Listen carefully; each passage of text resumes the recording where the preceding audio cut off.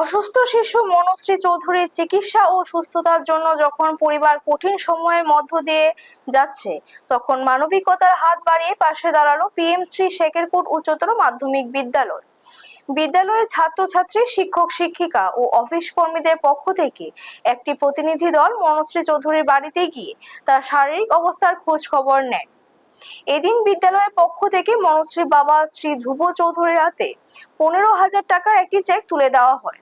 পাশাপাশি বিদ্যালয়ের পক্ষ থেকে এই কঠিন সময়ে মনুশ্রী ও তার পরিবারের পাশে থাকার বার্তা দেওয়া হয়। বিদ্যালয়ের প্রধান শিক্ষক শ্রী সন্তোষ কুমার রায় চৌধুরী মনুশ্রীর দ্রুত সুস্থতা, সফলতা ও দীর্ঘায়ু কামনা করেন।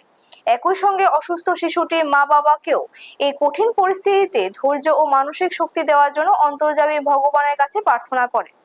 পিএমশ্রী শেকেরকোট উচ্চতর মাধ্যমিক বিদ্যালয়ে এই মানবিক উদ্যোগে মনুশ্রীর পরিবারের পাশে দাঁড়ানোর পাশাপাশি সমাজের প্রতি সহমর্মিতা ও দায়বদ্ধতার এক উজ্জ্বল দৃষ্টান্ত উঠে এসেছে। ব্যুরো রিপোর্ট, নিউজ তৎকাল 24।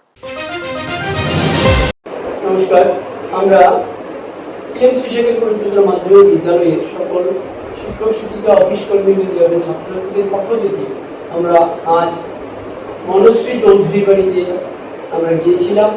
তার শারীরিক